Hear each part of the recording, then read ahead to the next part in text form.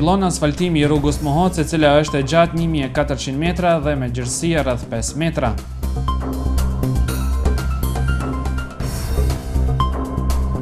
Vite me radhë, në rraftet e kioskës Pullumbi në Bojanoc asnjëherë nuk I kanë munguar të përditshmet ditore nga Kosova, gjë që ka ndodhur. Në shërbim për mbrojtjen e shëndetit të gruas është një fluks I madh sa I përket kontrollimit në këtë shërbim mjekësor. Teleshikues nderuar, përshëndetje, mirë se vini në edicionin informativ të orës 18:30 këtu në radio televizionin e Bojanocit. Me dekada të tërë banorët e fshatit Mohoc kanë pritur dhe ëndërruar që fshati I tyre të ketë rrugë të asfaltuar dhe të I ngjajë një vendbanimi normal. Ëndra atyre sot është realizuar, këtë e dëshmuan edhe daullët të cilët sikur më parë ringjallën malsinë e Bojanocit dhe me këtë rast gëzimi ishte për asfaltimin e rrugës me gjatësi prej 1400 metra dhe gjerësi rreth 5 metra.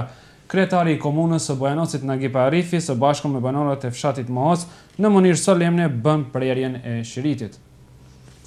Me dekadat të tëra, banorët e fshatit Mohoc kanë pritur dhe ëndruar që fshati I tyre të ketë rrugë të asfaltuar dhe t'i ngjajë një vendbanimi normal. Ëndra e tyre sot është realizuar, këtë dëshmojnë edhe daullet të cilat sikur më parë ringjallën malsinë e Bojanocit. Në këtë rast gëzimi ishte për asfaltimin e rrugës me gjatësi prej 1400 metra dhe gjerësi 5 metra. Kryetari I komunës Magjistër Nagip Arifi së bashku me banorët e fshatit Mohoc në mënyrë solemne bën prerjen e shiritit.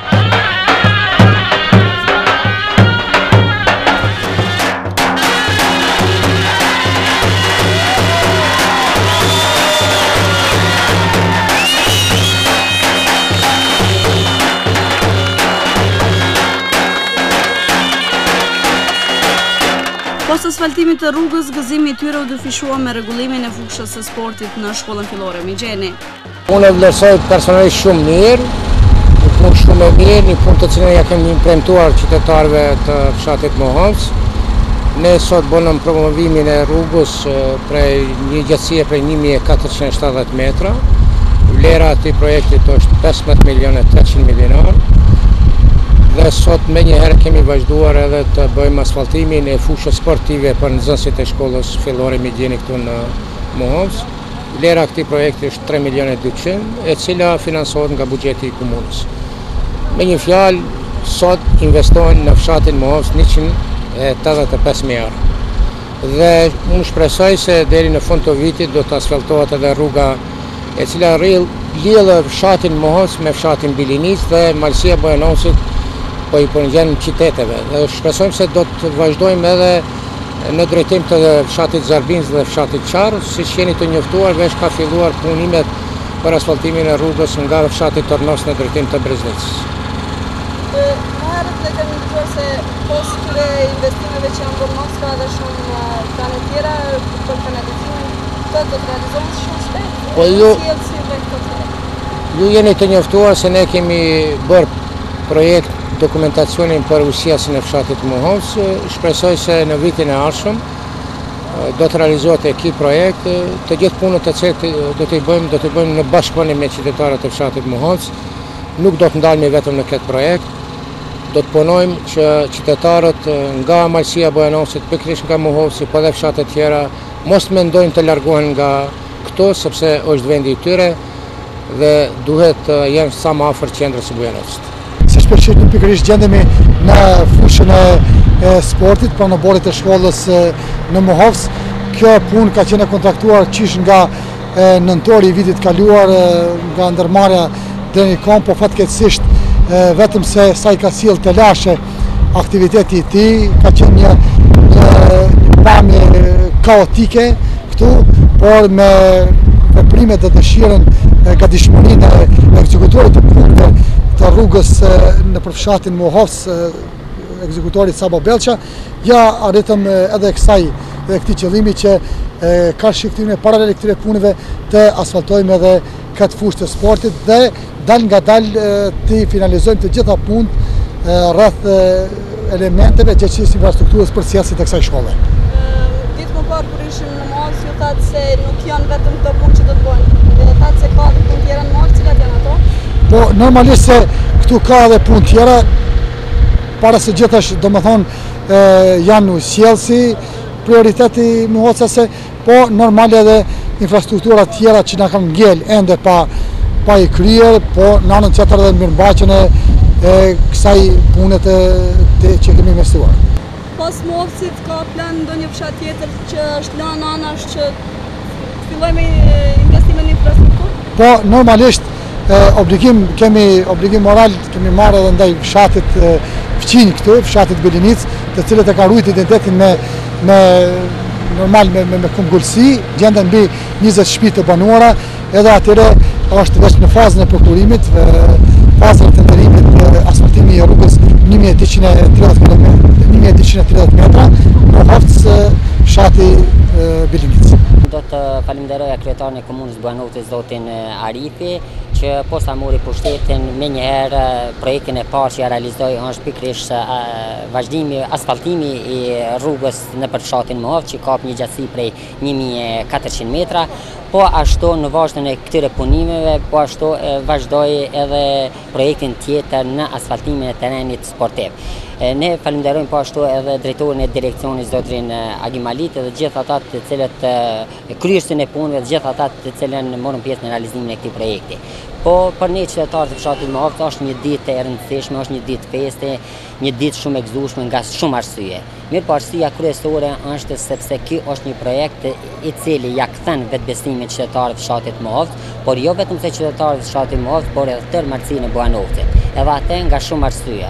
Por arsyeja më kryesore është sepse krijohen kushtet që ata që janë ende të jetuar në fshatin Mohovc të vazhdojnë të jetojnë edhe më tutje, si edhe për gjithë ata të cilët dëshirojnë të kthehen nga vendet prej Mohovcit që kanë shkuar nëpër vende të ndryshme, janë plotësuar kushtet që ata të kthehen dhe të vazhdojnë dhe të qëndrojnë në fshatin e tyre të lindjes. Për këtë arsye sot në fshatin Mohovcit, siç e shihni edhe vetë, ka një ditë feste, një ditë shumë e gëzueshme, jo vetëm se për mua si qytetar, por për të gjithë qytetarët e fshatit Mohovc. Sipas njeriu të parë të komunës, ky nuk do të jetë financimi i fundit në vendbanimet e malësisë së Bujanovcit. Të gjitha fshatat e kësaj malësie do të kenë rrugë standarde dhe do të ngjajnë botës modernizuar. Kjo nuk don fort koment, ajo çka shihet, preket, nuk don kur farë shpjegimi më të madh, për arsye se këtë fshat si duket po shkojmë prej urimit në urim. Para pak dite e kishmi një fest tjetër, një manifestim tjetër, që kishte të bënte me takimet e vendlindjes, kurse sot po përorohet lëshimi i rrugës në fshat. Po përveç ndërtimit të rrugës, këtu po shifet se është ka punohet edhe në rregullimin e kopshtit të shkollës, që është një punë shumë e vlefshme, është një punë që duhet të shmohet edhe të respektohet, po të njëjtën kohë duhet me falenderue strukturat, institucionet e Kuvendit Komunal të Bujanovcit, që po tregojnë një interesim edhe po veprojnë praktikisht këtë drejtim. Unë jam mase i kënaqur. Po pse jam? Sepse qish nga lindja e kënej e kemi andru asfaltin. Kemi thonë, qish është ai asfalti? Se s'kemi pas mundësi me shku as në vene qera për me pa asfaltin. Qka është e asfalti? Është i bukura, i keqa, shkel koma, rafsha, qysha, teka. E arritëm, falenderue Kuvendit Komunal, i arritëm që me të vërtet bindmi edhe na, edhe ta shohmi se ku është asfalti dhe qysh është asfalti. Asfalti qelës për një fshat, ose për një qytet, po na po flasmi për Mohovc. Qelës, ka pas gropa këtu, që kanë mujtë me mu mshe fiqat ati në gropa, rap edhe mësë më po, biciklat kanë mujtë. E tash që asfaltume, e rafshume, për mrekulli. Njerëz po dalin për pikë qefit, veç me hecen e me pa se qish është asfalti, qish duket asfalti. Po zbukurimi i oborit shkollës, shkolla që është ndërtu me aq mirë si Zbukurimi i oborit shkollës, unë jam arsimtar. Edhe në këtë shkollë e kom qua kohën krejt. I a di me hapa, me kam, me pëlqik, qish ka qenë kjo. Mirë po, s'kan qenë kushtet e pjekuna atëhere, sigurisht që ashtu, edhe interesimin është akonën pak ma i dopt, e tash interesimi e mrinit vetën.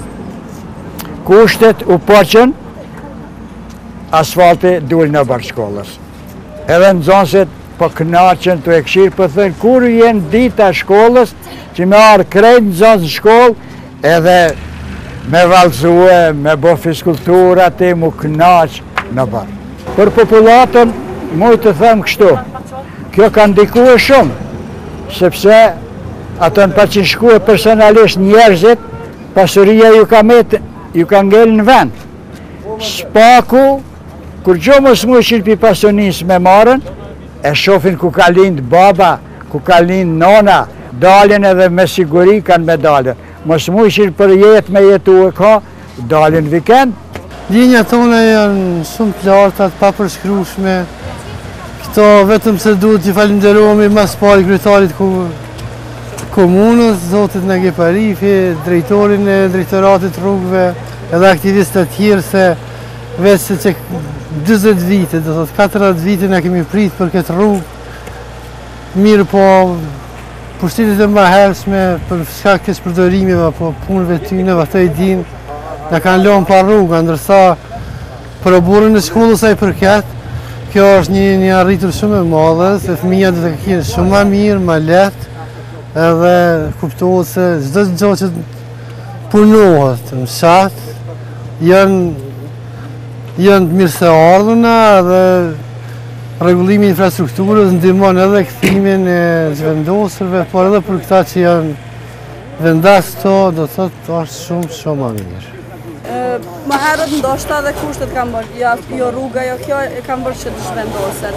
Tash kur kushtet gati se janë duke vlerësuar, është folur se do të bëhet edhe kanalizime dhe ucjellësi në Mohavc. Mendoni se më nuk do të ketë shpërngulje? Si e vlerësoni këto? Po, mendojmë se sigurisht se nuk do të ketë shpërngulje, se s'ka arsye, vetëm se është pak edhe një problem që to lëvizja e lirë për shkak të automjeteve, disa që punojnë në territor të Kosovës, edhe se për arsye tjera nuk kanë çka me lypën fshatarët tonë apo qytetarët tonë për më shpërngulë se më mirë. Tashmë faktikisht jemi bërë qytetarë të Katunit, më mirë se sa me qenë katunar në qytet atje, disa lagje në periferike. A jeni të kënaqur që është ndërtu fusha e sportit? Po, shumë i më të kënaqur sepse s'kena pas ku të lumi top. E tash, keni ku luni? Kemi ku lumi të gjithë fëmijët e Mohovcit. Dhe në shtator do me thonë, këtu do t'i kryni të krejt lojrat e sportit? Po, krejt lojrat e sportit do t'i kryni. Po, këto janë dy mrekulli që na kanë ardhur, themi për qiellit. Shkolla edhe asfalti. Jemi të kënaqur edhe më shumë se të kënaqur. Diçka që ndryshe nuk shpreh. Do të stërmbushet përsëri Mohovci nëse këto kushte tash kur dihet se do të bëhet edhe kanalizimi i Mohovci nuk janë shpërngul për gjithmonë. Mohovci përkohësisht janë shpërngulën, punojnë jashtë nëpër Zvicër, Gjermani, punojnë këtu pari, a shpërngulën kur s'ka në Mohovc. Edhe kthehen atë herë sërkut. Po ju zotni? Hala ma shumë kanë më këthit, masi po shtrohet kjo rrugë. Ju personalisht jeni të kënaqur? Jemi të kënaqur, e kemi lëshu Zvicrë, kemi si pensioneri i Zvicrës, jemi të kënaqur, hala ma shumë, edhe inshallah shkon qështu të para. Po ju? Po edhe ne jemi të kënaqur shumë me punime që janë bërë deri më tani. Kur dihet se ju keni kry shkollën, këtë shkollë dhe keni pas kushte? Po, këtu e kam kry, këtu edhe punoj. Jam arsimtar i gjuhës shqipe. Jam i kënaqur shumë, sigurisht se do të ketë edhe kushte më të vogëlshme edhe për punën e zonës së Rrugës. Projekti në fjalë financohet nga trupi koordinues përmes komunës së Bujanocit. Punëkryes është ndërmarrja private Saba Bellça, ndërsa organ mbikëqyrës është Instituti i Komunikacionit CIP nga Beogradi. Vite me radhën, raftet e kioskës Pëllumbi në Bujanoc asnjëherë nuk i kanë munguar të përditshme ditore nga Kosova. Ditëve të fundit mungon shtipi në gjuhën shqipe, por ky problem është zgjidhur në mes të distributorit dhe ministrit së financave dhe që nga dita e hënë qytetarët përsëri do të kenë në dorë gazetat ditore shqipe. Që nga viti 2006, qytetarët e komunës së Bujanocit dhe Preshevës, përveç mediave elektronike dhe radiove vendore, kanë qenë të privilegjuar edhe me shtypin ditor nga Kosova. Vite më radhë në raftin e kioskut Plumbi në Bujanoc, asnjëherë nuk kanë munguar të përditshmet ditore, revista dhe fjalkryqet e ndryshme. Mirëpo që nga data 11 korrik ndihet një mungesë e madhe për adhuruesit dhe lexuesit e rregullt të gazetave. Sipas pronarit të kioskut Plumbi Agim Rexhepit, në mënyrë që edhe popullata e dyja komunave të gëzojë këtë të drejtë, plot 6 vite ka mbredhur destinacionit Serbi-Kosovë çdo mëngjes. Është e vërtetë se këtë muaj mungon shtypi ditor, mirëpo problemi qëndron tek pagesat apo tatimi mbi vlerën e shtuar nga ana e Ministrisë së Financave. Që nga viti 2006 shtypi ditor është në Bujanoc. Mirëpo nga data 11 mungon. Arsyeja është se bëjnë kërkesën e pagesës për tatimin mbi vlerë të shtuar. Nuk ka kurrë farë problemi tjetër, mirë po çdo ditë duhet të bëhet pagesa. Por atë janë bisedime me ministrinë që të na bëjnë të lejueshme pagesën e tatimit mbi vlerë të shtuar në mënyrë periodike. Dhe shpresoj që shumë shpejt do të jetë gazeta me raftet. Me iniciativë të pronarit të kioskut në fjalë, tani kanë arritur një kompromis me Ministrinë e Financave të Serbisë, që tatimi mbi vlerën e shtuar të bëhet në mënyrë periodike, e jo siç ka qenë deri më tani. Nuk është ndonjë pengesë nga organet kompetente apo ndonjë problem me reciprociteti, thjesht ka të bëjë me tatimin mbi vlerën e shtuar, ku kemi bërë kërkesën dhe është miratuar nga Ministria Gjegjëse. Ajo çka është më rëndësi, se që nga dita e hënë, qytetarët sërish do ta kenë shtypin shqip në raftin e kioskut Plumbi, përfundoi Rexhepi. Shpresoj që deri të ditën e hënë do të jetë shtypi në raftet e kioskës. Kjo është iniciativë vetëm e juaja? Po, iniciativë ime është përmes Ministrisë për Financa që të na bëjnë të mundshme lejimin shitjen e shtypit ditor, por pagesa të bëhet në mënyrë periodike, mos shkohet çdo ditë në vraj. Nuk ka kurrë problemi politik që është ndaluar gazeta nuk është ndaluar nga organet kompetente, mirë po lipin pagesën e shtypit ditor, i cili duhet çdo ditë të shkohet në vraj të paguhet, e nuk është reale që të udhtohet çdo ditë e shtypet të jetë në ora 12. Prandaj ne shpresojmë që nga dita e hënë do të jetë shtypi ditor në Bujanoc dhe Preshevë. Në shërbim për mbrojtjen e shëndetit të gruas pranë shtëpisë së shëndetit në Bujanoc është një fluks i madh sa i përket kontrollimit në këtë shërbim mjekësor, ku numri i të kontrolluarve brenda ditës mesatarisht arrin 40 deri në 50 gra që të bëjnë vizitë pikërisht në repartin e ginekologjisë. Në shërbimin për mbrojtjen e shëndetit të gruas pranë shtëpisë së shëndetit në Bujanoc është një fluks i madh sa i përket kontrollimit në këtë shërbim mjekësor. Numri të kontrolluarave brenda ditës mesatarisht arrin 40 deri në 50 gra që të bëjnë vizitë pikërisht në repartin e ginekologjisë.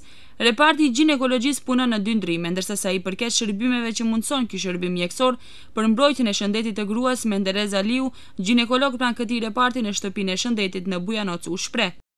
Mesatarisht mund të them se vinë 40 deri 50 gra që bëjnë vizita pranë shërbimit tonë. Po ashtu e bën kontrollimi i smundjeve ginekologjike për cilën e shtatzanisë, prej fillimit deri në fund shtatzanisë, po ashtu edhe nga simptomatologjia që lajmërohet edhe për smundjet e gjirit që kanë nevojë gratë, edhe ato, sepse në shërbimin e radiologjisë është edhe ultratingulli që bëhet për të gjithë pacientët të cilët kanë nevojë, për të gjithë gratë që kanë nevojë, që kanë simptomatologji të dyshimtë, që kanë një problem dhe mund të lajmërohen, vjen mjeku specialist nga Spitali i Vranjës dhe aty bëhet caktimi i terminit dhe në bazë të ultratingullit, po ashtu preferohet edhe mamografia.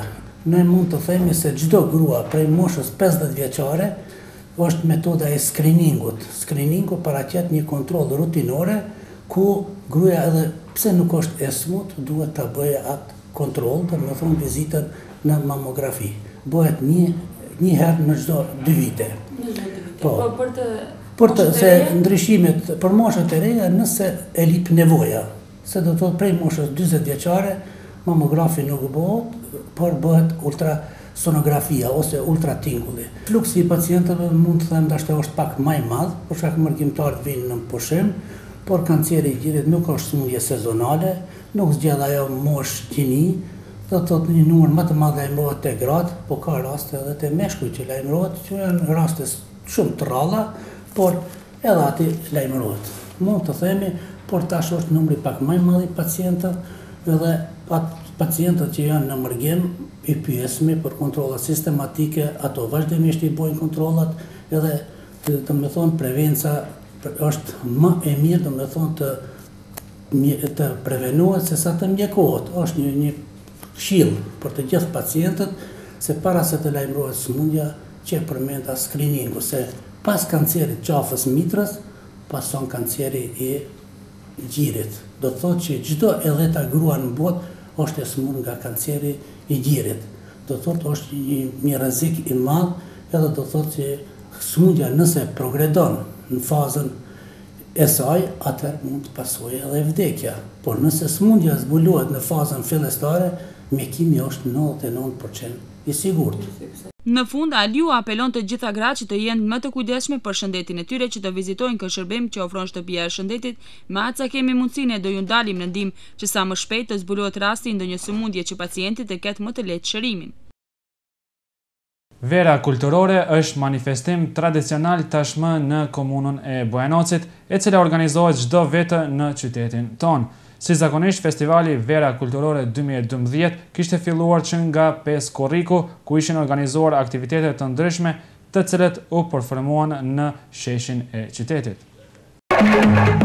Vera kulturore është manifestim tradicional tashmë në komunën tonë, e cila organizohet çdo vit në qytetin e Bujanocit. Si zakonisht, festivali Vera Kulturore 2012 kishte filluar që nga 5 korriki, ku ishin organizuar aktivitetet të ndryshme, të cilat u performuan në qendër të qytetit.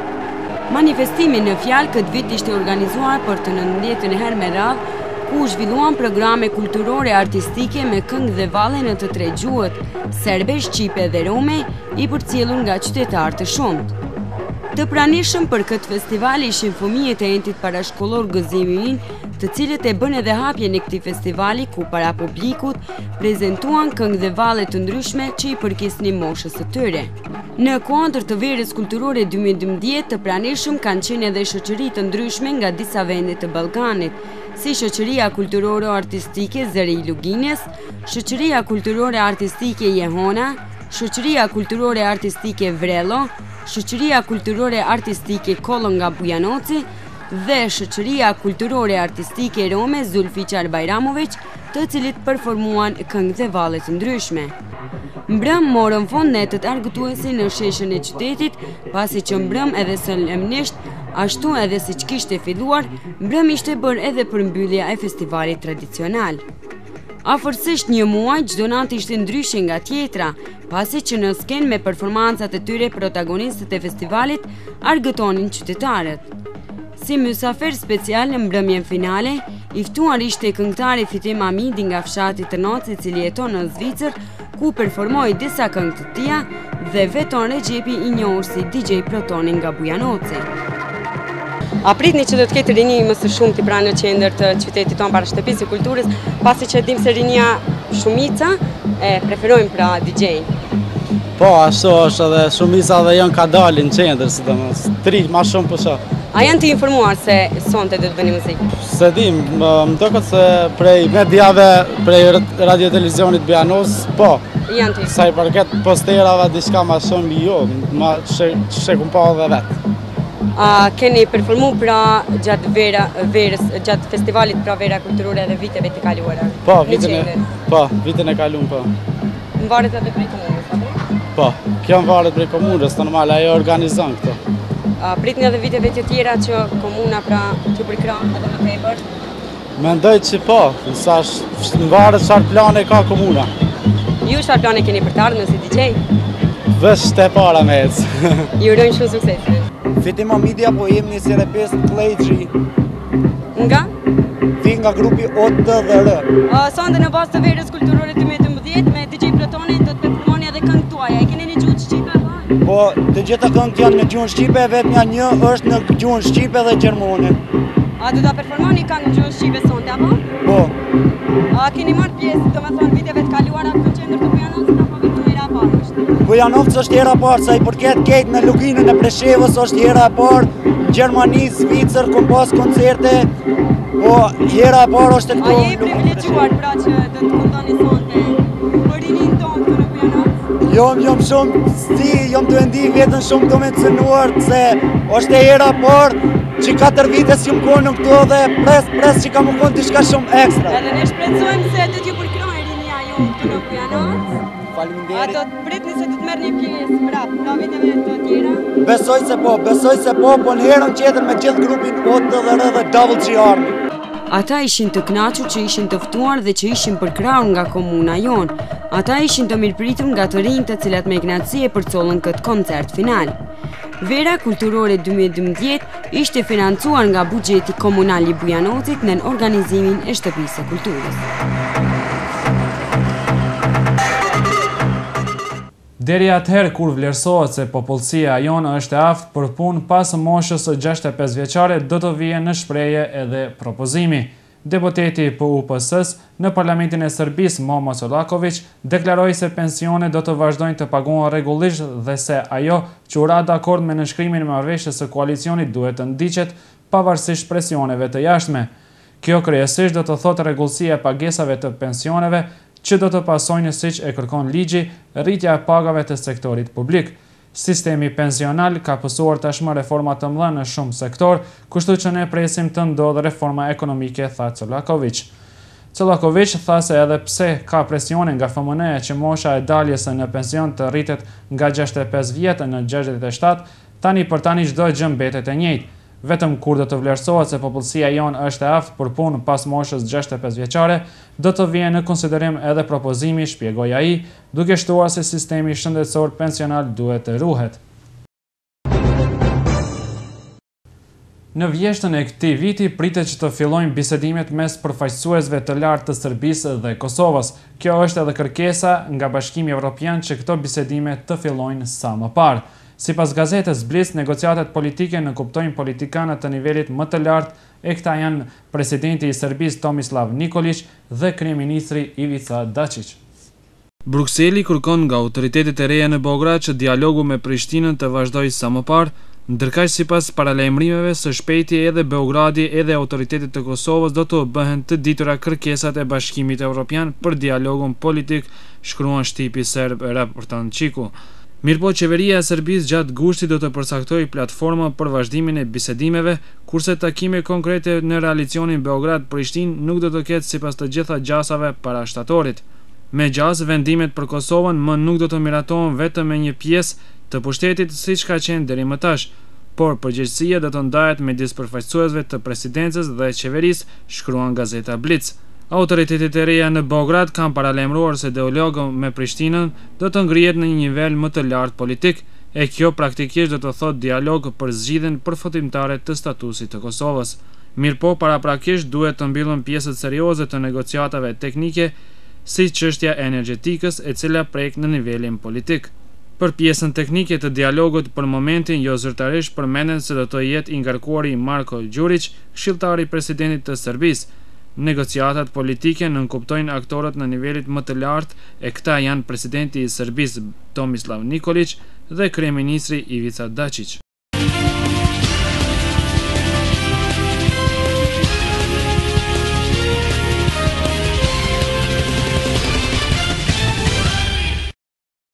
Dita e djeshme ka qenë e pesta në lojrat olimpike Londra 2012. Paraqitja 2 peshngrizve shqiptar nuk ka sjell rezultate të mira, ndërkaq notari amerikan Michael Phelps me 19 medalje olimpike ka hyrë në historinë e olimpiadës. Në ditën e 5 të lojrave olimpike Londra 2012 janë paraqitur 2 peshngritës shqiptar. Briken Calja ka mbyllur në vendin e 9 aventurën e tij olimpike, ndërkohë që Daniel Godeli nuk është futur fare në renditje për shkak se dështoi në 3 provat në stilin e shkëputjes. Gjatë ditës së djeshme është zhvilluar gara interesante në not. Amerikani Michael Phelps, I cili shkëlqeu në 2 olimpiadat e kaluara, dje doli I dyti në 200 metra flutër dhe I pari në stafetën amerikane 4x200 metra stel të lirë, dhe kështu me 19 medalje olimpike ka hyrë në histori si sportisti më I suksesshëm I të gjitha kohërave. Ndërkohë notarja kineze 16 vjeçare është duke bërë mrekulli në Londër. Je Shiven doli e para duke arritur rekord botror në 400 metra stil të përzier, duke notuar 50 metrat e fundit më shpejt se kampioni për meshkuj në këtë garë.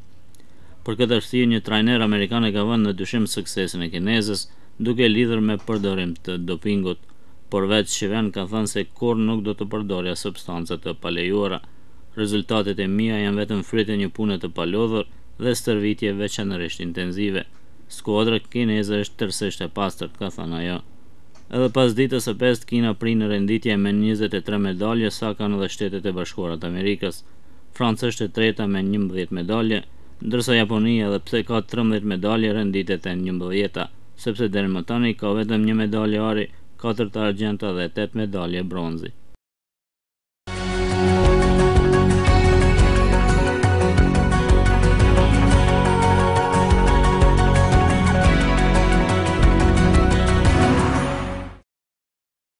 Sipas meteorologëve, nesër mbi vendin tonë do të mbajë mot i ndryshueshëm dhe me diell. Temperatura minimale 17 grad, kurse ajo maksimale 28 grad Celsius. Teleshikues të nderuar, kjo ishte e tëra përgatitur për këtë edicion informativ lajmesh dhe para se të ndahemi, juftoj që edhe një herë të ndiqni titët kryesor të lajmeve.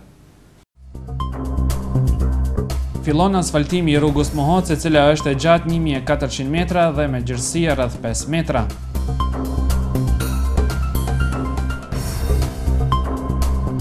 Vite me radhë në rraftet e kioskës Pëllumbi në Bojanoc asnjëherë nuk i kanë munguar të përditshmet ditore nga Kosova, gjë që ka ndodhur. Në shërbim për mbrojtjen e shëndetit të gruas është një fluks i madh sa i përket kontrollimit në këtë shërbim mjekësor. Ndoqët lajmet qendrore këtu në radio televizionin e Bojanocit. Faleminderit për vëmendjen nga unë Valon Begzadi, mirëmbëngjes.